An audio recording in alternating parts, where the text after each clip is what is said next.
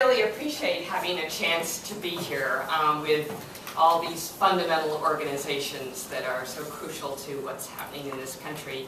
And I'm here with Joanne Conelley, and we are the co-conspirators who are working daily to try to establish September 22nd as the National Day of the Girl. And before you yawn, because yet another day, this is also stupid, but we really see it as a platform at kickoff to really focus on a range of gender inequality issues.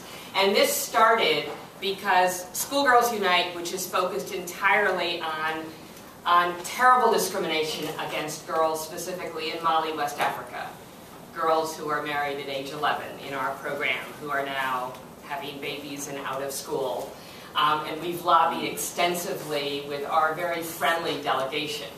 And we learned that the Canada Parliament is planning to get a UN resolution to establish September 22nd, that's the date vetted by the UN, to establish the International Day of the Girl, to talk about all kinds of issues as well.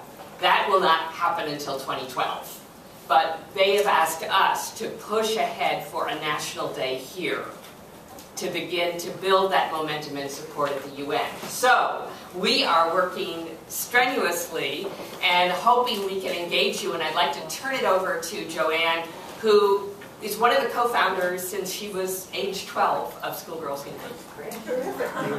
Hi, I would like to introduce the Day of the Girl idea to you.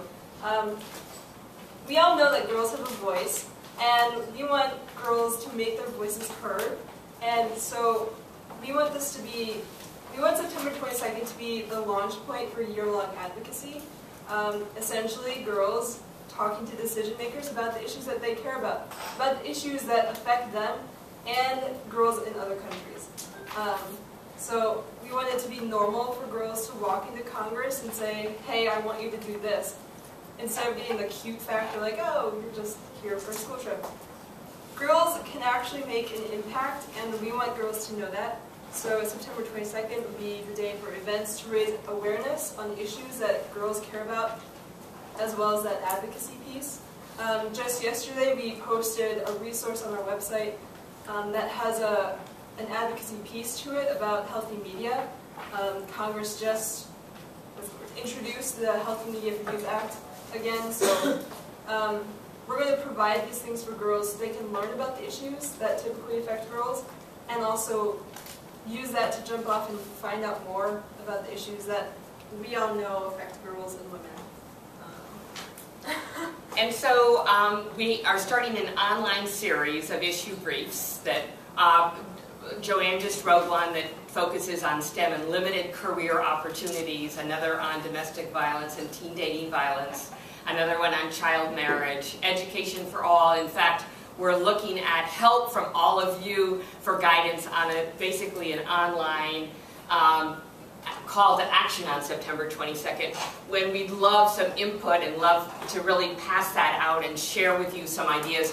One of the common links between the UN effort and domestically is the horrendous dropout, the girls' dropout crisis that's happening among Latinas here and among girls around the world who virtually are not going to secondary school. So we're looking at a bunch of issues and really feel as girls move beyond the issues they're familiar with, that they really it will become normal for them to holler at their members of Congress locally or at the national level. Right now, we are having trouble with the Council on Women and Girls at the White House because of the ongoing staff changes. And if anyone might be able to help us to reach Tina Chen or others, that would be superb. Would you please find us at the end of the meeting?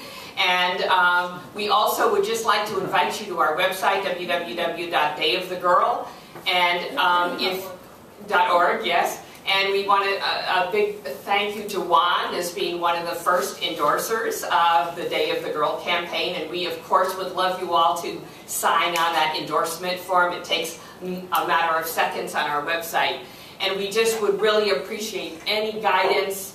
Tell us how we're crazy, and yet what is the promise of really engaging the next generation. We're talking not college age. We're talking 12, the bulk of our organization are middle school and high school girls. how we can give them that pistachio nut. So once they start, they're going to really, they'll be lifelong women activists. That's what we need to take over this awful world we live in. So I'd like just to also pass around, if you all would like to receive any occasional updates. We won't bombard you. If you just give us your email or just give us a business card, and we'll put you on our list. Yes? Have you spoken to this organization and the AFT? We actually have been working, but more because of our focus on international, we've been working with NEA's international involvement, and we really do need to talk with... AFT does too. They have a big international They do, and we work in coalition with the Global Campaign for Education. Okay. We lobby with them all the time, Good. but we need the national stuff. That's why this organization, this council, is the heart and soul, so please guide us. Tell us what we should be doing. Yes? Are you familiar with the Gina Davis Foundation? Yes, in fact, that is part of the Healthy Media for Youth Act, which Girl Scouts is behind, and that's what we just uploaded. So on that issue brief, it's about the issue, written by girls, with this hook of, again, what is moving or stuck in the legislation, and how girls can be part of that policy-making change. Thank you for that advice. Any other questions? Thank you so very much.